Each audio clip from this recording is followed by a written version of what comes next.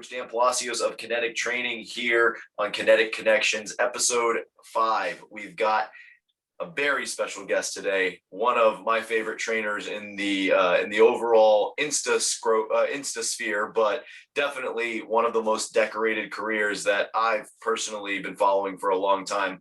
We have Gunnar Peterson today. Gunnar is a guy who is easily one of the most dynamic trainers that I've seen in a very long time in the short tenure that I've been training for 10 years. But certainly it's been a pleasure to get the opportunity to work with Gunnar. I've actually had the chance to visit his gym in LA, and man, what an opportunity that was. We got to link up and chat about training overall, and even got to work out inside the inner sanctum of Gunnar's facility. So Gunnar, why don't you go ahead and introduce yourself as well, and give us the rundown on what you've been up to, man. I've been up to the same thing I'm always up to, just cranking away at work. I kind of don't know anything else, right? I'm on that one track, and that's where I stay. So, I'm just, I don't know what else. I just stay in my lane. And your lane having been actually seems like quite a few lanes outside of just like the old personal trainer route. I mean, you just had a championship season with the LA Lakers, yeah. And yeah, we did. Those guys put that together. It was great. It was great being able to be a part of that organization and working there for 3 years. And to come out with a ring is great. And then it's we'll see. I keep options open. There are a lot of different paths to take. As you said, I start with personal training, and you never know where it leads. If you stay on top of your field as best you can, there's so much information coming out all the time. You got to keep your mind open. You got to keep your body ready, stay sharp, do all the things you have to do in every job. But this one, a little different demands physically, as you know. And I think if you stay at the ready, there's just nothing but opportunity out there. Yeah, man. And that being said, like you said, there's a billion different new things coming out all the time. But in the end, I think we can all agree in the personal training and strength conditioning field that it's keeping it simple is really the key. But how do you keep it simple, but also keep it fun and keep your people engaged in what it is you're doing, whether it's one-on-one clients or your team training?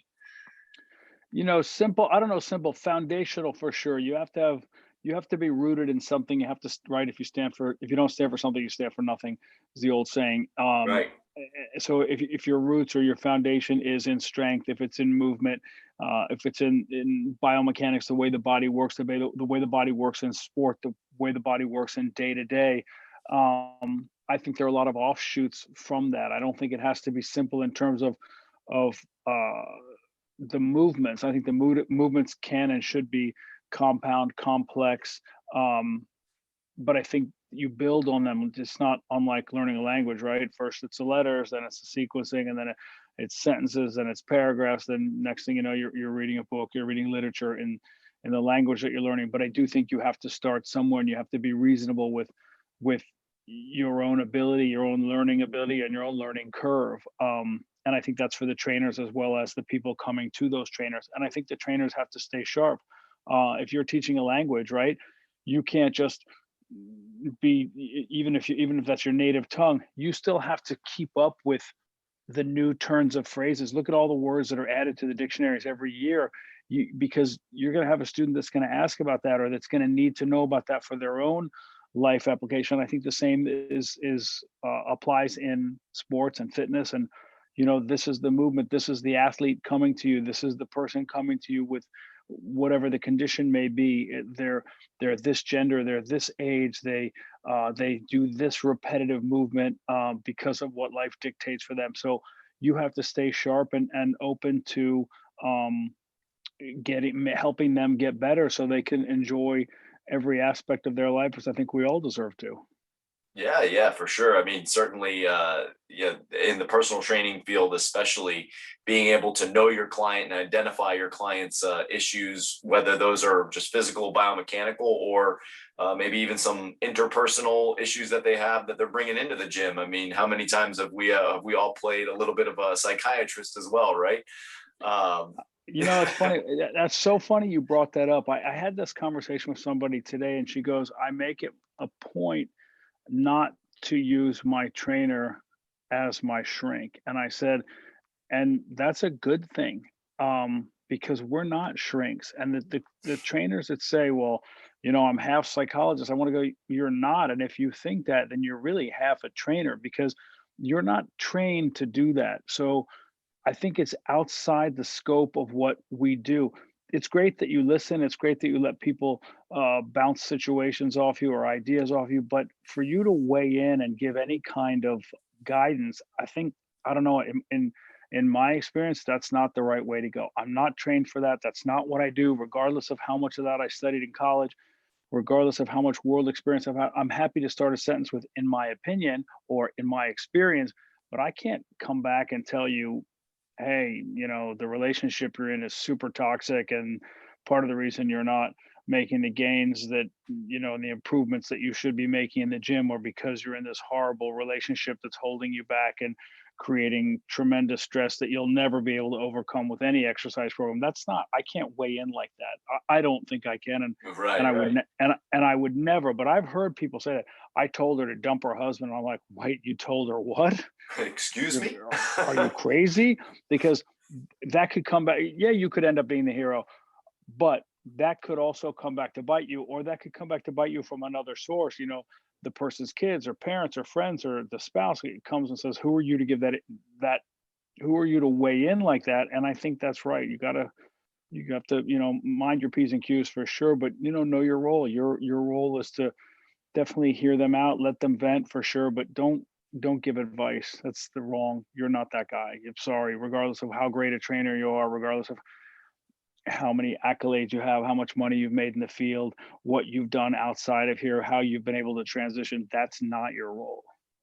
Absolutely, yeah. I think it's really important that everybody understands their scope of practice and where it comes to the continuum of care, and where we stand as personal trainers, being somewhat of a bridge to the gap. I think between physical therapy and that realm, surgical procedures being done to athletes and getting them back to the field of play, transitioning them.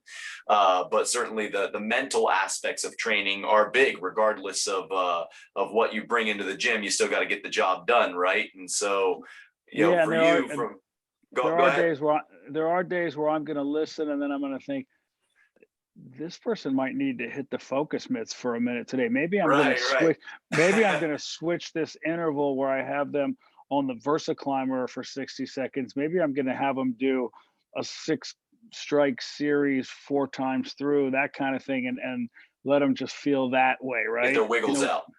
Yeah, correct. We may do some plyo push-ups with the pterosaur upside down or something, just to get a little pow into them. Little bit of a controlled aggression. So, that brings me to Exactly. my next, sort of question here is, what are for you personally in your training, your anchors that just keep you sharp, and think your sort of go-to training modalities, whether those are particular tools or particular exercises that, man, if I don't have any other time, this is what I'm gonna do, because I know it's gonna get the job done and get me the hit that I'm looking for. Well, I do cardio first, then I stretch, then I do weights. And the time for each one of those activities is going to vary depending on what I have available to me. And with the weights, I kind of go full body, and it could be body weight stuff.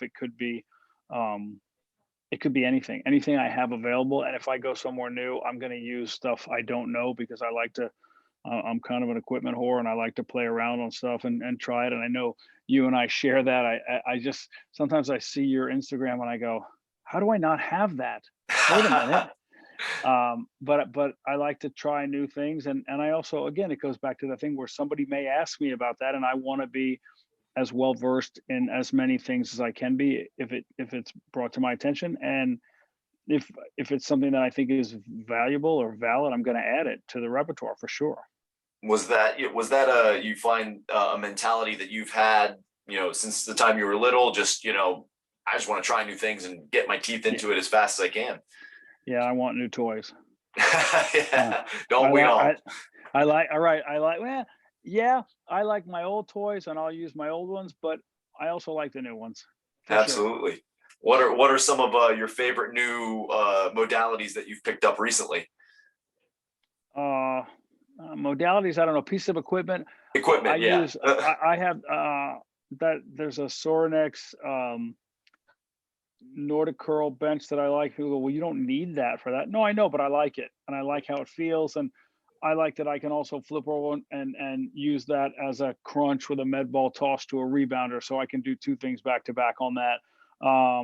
I have a rack by Prime, and I try, if I'm starting a little later than my other trainer, or he's starting, super early, and that's during my workout period, I try to stay in one area of the gym, and I have a rack by Prime that I have a lot of different things on, and I can go, from squats to pull-ups, these erg handles on it, and I like that piece. It has a heavy bag on it. Now I have that aqua bag on it, which has the power meter, which sometimes I use, sometimes it's disheartening. It's like those things that the Don't let it things hurt that the ego, right? the things that monitor your sleep. Like, I don't need to wake up and have a thing tell me I didn't sleep enough. I know I'm tired. I got it. I don't need to wake up and be told I'm starting behind the 8 ball and I'm a loser. So I get up, I go, I'm tired. Didn't need this thing, but thanks. But I like hitting that aqua bag that's attached to my Prime rack. I like that Nordic curl by Sorinex. Trying to think anything else new we have in there. I already mentioned the Terracotta. There's so much equipment and so Hard much. to imagine you having anything new. No. I look, if I can get it, I'm playing with it. So I like, again, I like to bring them in the gym, but also there's a part of me, and if me, it's my personality. I love to share it, and I like to share it with trainers, and I like to share it with people who come to work out there, and that's all part of it. To watch people go, what is this? And then they go, this thing's awesome. I like that feeling. I like hosting that, let's say. Yeah. No, I can definitely identify with that. Getting someone, for me, it's the aha moment, right? Where Yeah, it's like, for sure. okay, I get it now. Right. And I know, and that they're learning something new. Their body's adapting, right? There's Correct. change happening at a physiological level, but to see that psychological change, and they go, oh wow, like, oh, I saw LeBron James hitting those inertia waves, and now I'm the one doing them. Wow, I mean, that's crazy. Inertia, the inertia wave is a great tool. I love mixing up something like the inertia wave, but I have that following. I'll do a footwork pattern with that following, using the transformer bar by Kabuki Strength, and I'll adjust that every set. Like, I'll change the setting higher or lower, so they'll go from almost a front squat down to a low back squat on successive sets. And I think, again, that forces an adaptation, and through that adaptation comes change. And I think that is end goal as a trainer. But also it keeps people engaged, and if they're engaged, they're coming back to it. They're not bored mentally, and their bodies aren't bored, and they're not phoning it in and holding back. Yeah, what is it you think in yourself that sort of fuels that creativity to have still structured and well balanced foundationally training, but still have the creativity to change it up and be able to shift it around within what to be right and true within the scope of training? It's probably some bizarre combination of ADD and FOMO. Like, I want to move on. Yeah, I got this. What's next? What's next? And then there's, what am I missing? What am I missing? What can I add? And that. So the two combined create a pretty fierce drive to seek out what could be new and more effective, and more quickly used by my body to make the improvements that I want to make. Yeah, no, I can identify with that for sure. I a lot of times I'll have younger trainers get a hold of me, and I'm sure you have the same. I did that to you. What? Wait, you're younger than I am? Oh wow, was that ageism? Look at this baboon's butt. I'm 32, man. that has nothing to do with age. Come on now.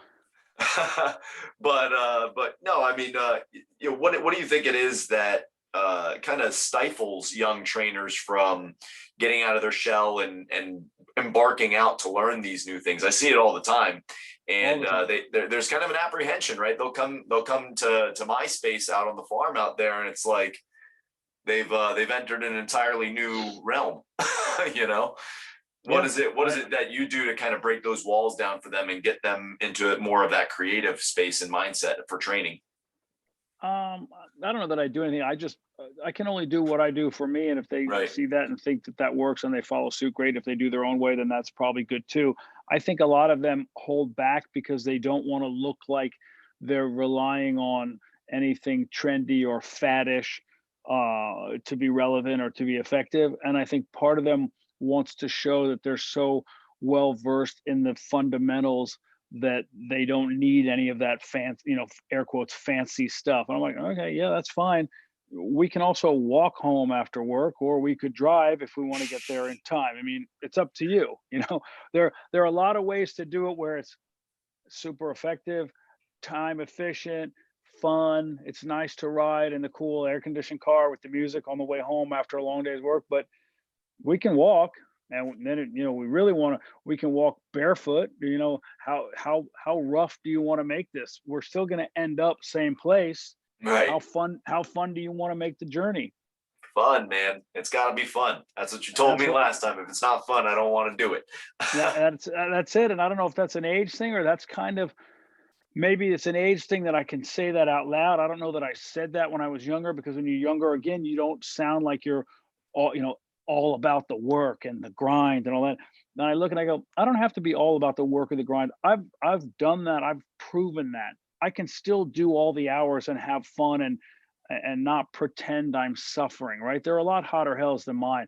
I'm not, there are people working in infinitely worse conditions than my conditions. So to pretend that I'm grinding, it's a joke. I see a lot of trainers talk that way. Regardless of the hours you put in, regardless of how many times you've had to spot something or lift something or rack something or help something, still, it's not a rough job. I'm sorry, don't let me do it. Sorry you pull back the curtain here, but it's just not, it's not that hard. It's fun. It's a great job. It's an incredible way to make a living. And if you can do that and provide for your family, and you're learning and growing and contributing to the collective, then good for you. You don't have to pretend that you're grinding all the time. I honestly, if I could go the next couple of months without hearing that word, I'd be good. No doubt. Yeah, that's I mean, I think everybody's experienced the stress of work for sure, but I think a little bit of perspective is always good too. And looking outside of your own scope to go, okay, yeah, maybe I don't have it so bad. Right. What could be bad about telling people what to do all day, right? Well, or how bad is it? I prepare the workouts at night, and sometimes I'll say to my wife, "Oh, babe, I got 8 programs to write for tomorrow," and then I go, I sound like a dick. Like, really? You got 8 like, oh, really? You think you're gonna make it, big guy? You think you're gonna be able to push through? Yeah, I sound like a fool. So, honey, give me 40 minutes. Let me knock these out, and I'll be down in a minute. And so, just how you field those responsibilities, and then how you execute, and you can choose to do that and make yourself the martyr and the guy who's buried and it's so awful, or you can just say, man, this is the greatest job ever and I love what I do, and I'm going to really put some effort into making these next X amount of workouts that I write great, and then tomorrow when I get up, I'm going to go in there and crush it. Yeah, man. You said, yeah, you're a family man, right? You got your little guy. How old is your little guy? Oh, my little guy is 5. My little girl is 1. My Wow, you have a 1-year-old. my I didn't realize. That's right. I forgot about that. my older girl is 16. Uh, and then I have a boy who's 21, and I have a boy who's 22. Whoa, man. Yeah. Your quiver is full. Yep. That's for sure. Nothing, honestly, nothing better. Yeah, I mean, Nothing better. I don't think, do you hang on. think that's really changed your perspective on your career and what really matters? Yeah, I don't, first of all, let's take it back a second. I don't recommend that for everyone. I don't think it's for everyone. And then you hear some people say, well, they're really missing out. They don't have kids. I disagree. I don't think it's for everyone. And I don't think everybody should. And if you're not feeling it, then by all means don't. I also don't think everybody should have a dog. It's just not how it should be. But for me, I love it. Love every minute of it. It's great. Even the hard parts you love. Yeah, absolutely. I mean, you work crazy hours with your training, and then going back and forth with different travel, things like that. How do you balance it all? You let them know at home that what you're doing out there is so that when you're home, you can be present, you can provide, and that when you're not home, that they can still enjoy the same consistent lifestyle that you're trying to give them. Um, and they're not responsible for that now. They didn't ask to be here, and I put them here, and I want to make sure they're taken care of, and I do what I can for them, and then I teach them to do for themselves, and that's how the species. Right, years ago, my boy who's 21, I was putting him in bed. He was about 5 at the time, and I said something. I said, he said, "Daddy, you work so hard," and I said, I'm trying to do great things, baby boy. That's what I'm trying to do. I said, just like you will do when you're older. And he said, I could never be as great as you, Dad.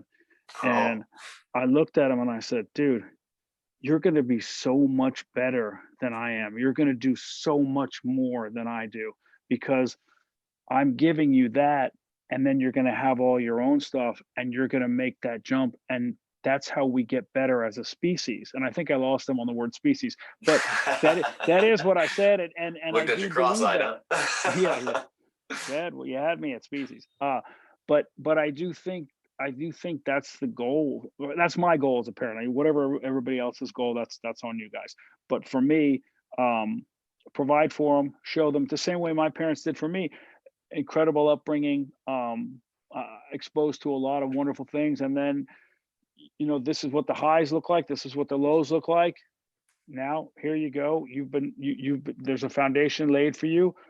Go get what you want. If you want to be in the middle, stay in the middle. If you like it down low, go low. And if you want to go up into that rare air, then go for it. And I think that's, as parents, I like the approach my parents took for me. I like that they're always there. I'm lucky in that they're always there. Like I told you before we jumped on this, I was on the phone with my mom, who's 83, and was on her rower.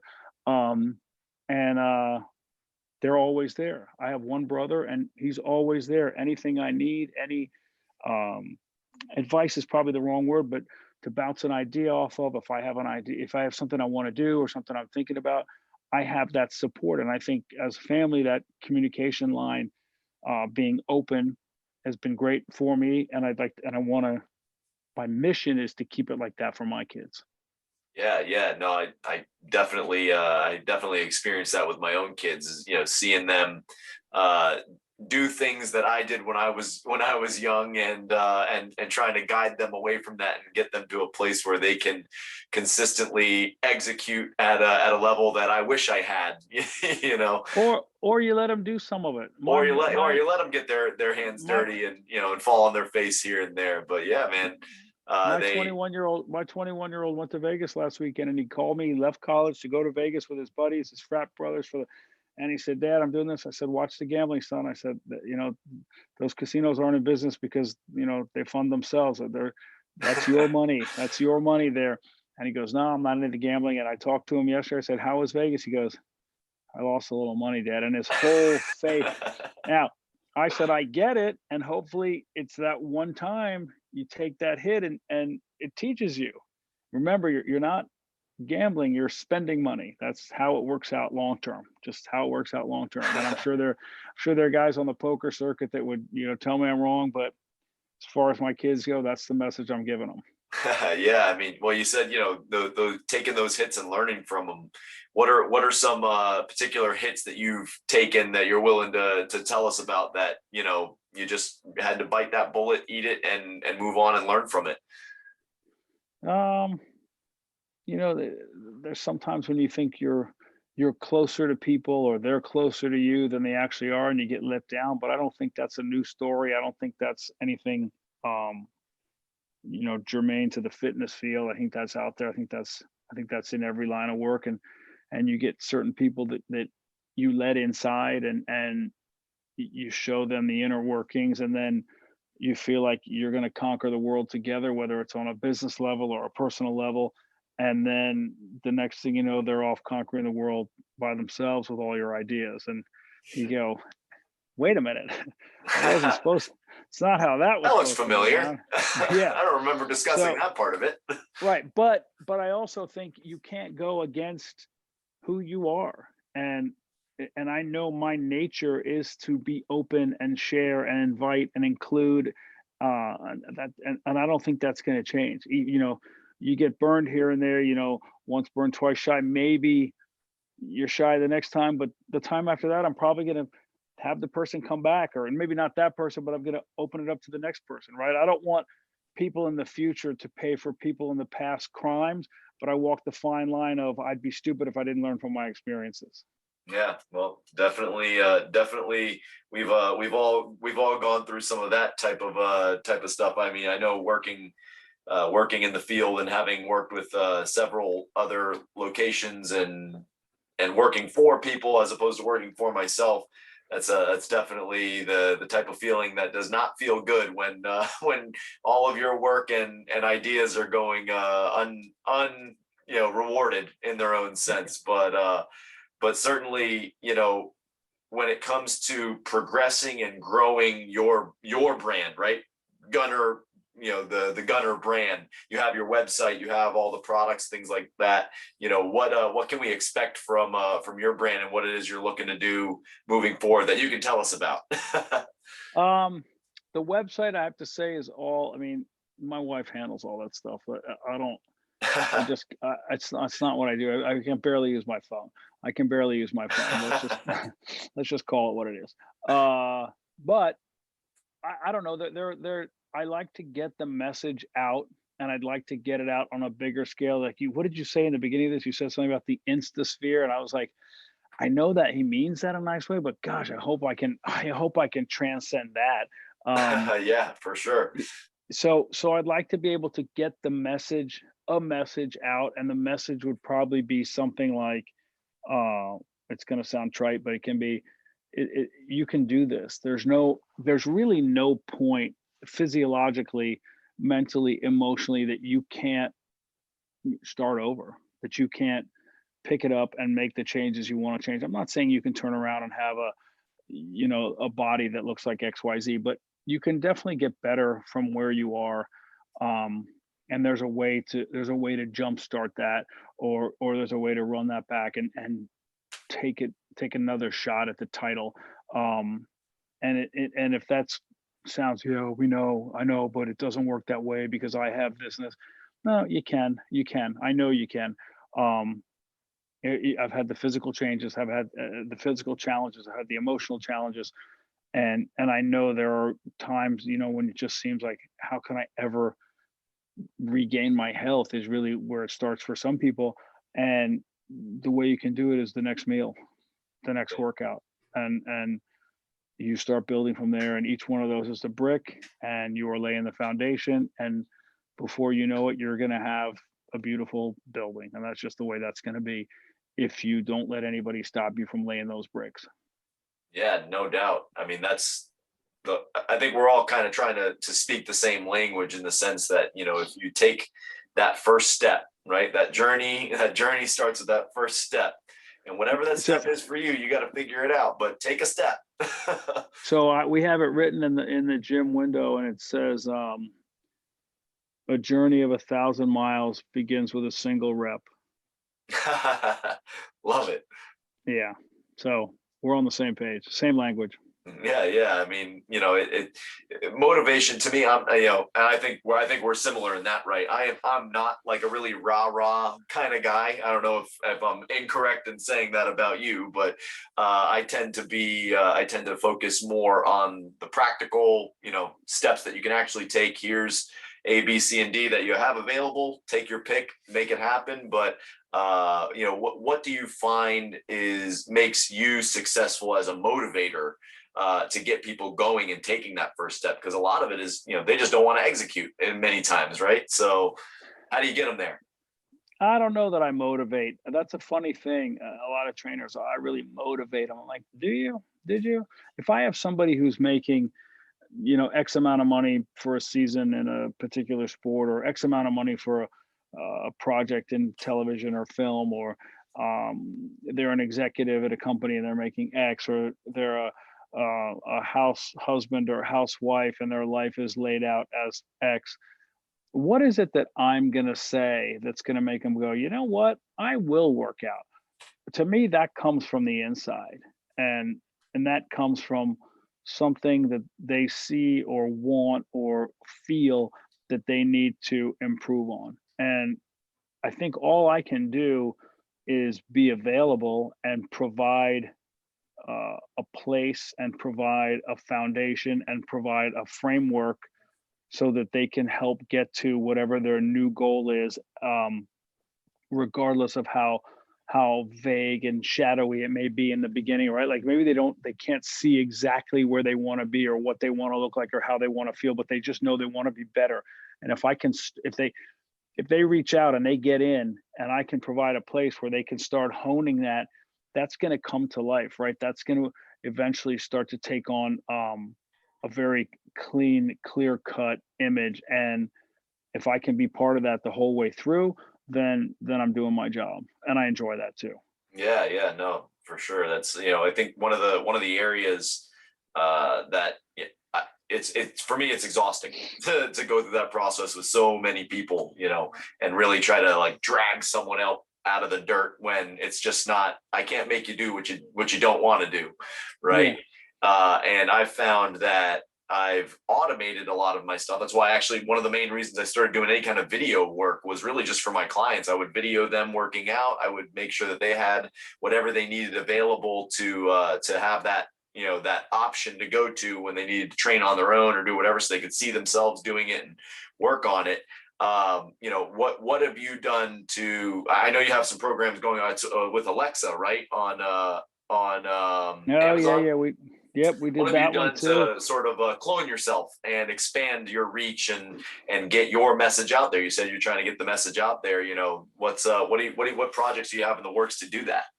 Nah, I might have to take a fail on this. I mean, we did that one, and my wife has some stuff coming out that's going to be a month-long program. It'll probably have a follow-up, but I'm just way better in person and in live action than I am doing it and selling it. I know I'm behind the times. I just don't make the time for that. I make the time to work with the people who reach out, and I want to get in there and fill the day with those hours, that connection, that one-on-one man woman hours, whatever they're called, the people Right. hours. God, I hope I don't get in trouble for that.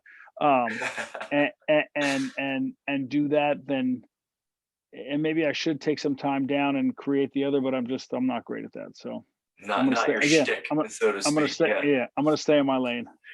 Hey, that, look, that's an important aspect of anyone's life and career, is knowing what you're made of and knowing yourself well enough to know I'm not going to do that and I'm not going to waste time on it, right? I Right. mean, Or I'll get there when somebody presents it in a way that says, "Hey, we have this system, and if you do this, we can integrate it, and then we can distribute it or put it out there," because that's not what I do. I'm not. Years ago, when I had an infomercial running, I had a guy who said to me, "Why don't you do it with me?" He said, "Do you want to be in the 98% game or the 2% game?" And I said, "It's not about what game I want to be in." I mean, obviously that's a stupid question. I don't know the 98% game, and I don't do marketing, sales, distribution. I don't handle returns. I don't handle customer complaints. That's not my world. What I do is the programming and the execution of those programs. And if I can stay doing that and somebody else wants to do the rest, I'll take the 2%. hey, be very good at doing a few simple things, just like in the gym. Primal movement patterns. Get really good at these few things, and you should be all right, kid. Yep. That's where I am. Yeah, so I wanted to actually bring this up real quick, because I wanted to personally thank you for getting me involved with these guys, but split Oh, nutrition, nice. because this has been a lifesaver for me, man. I cannot tell you how many hours I spent out on.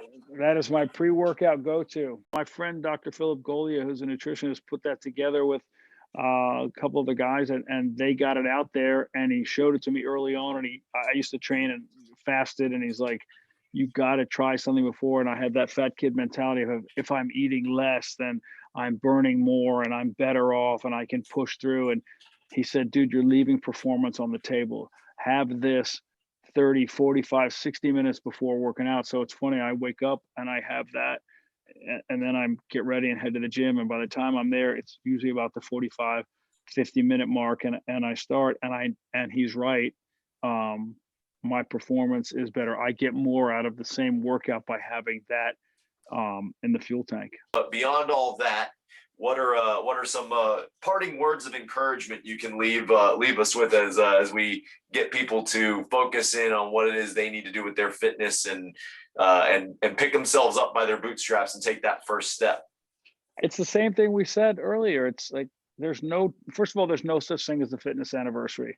No one cares that you started on April 1st, or I waited till tax day. I want to get my taxes done, so I started April 16th, or 4th of July is Independence Day. I wanted to feel my fitness independence. So, I partied all the way through that, and then I started after. No one cares. Just start.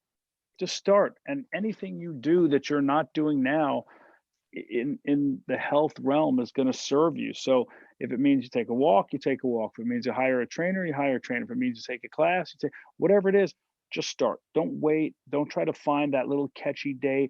It can be part of your party conversation. No one cares. Honestly, no one cares. Get started. That's it. You heard it. You heard it right from the man himself. Get started.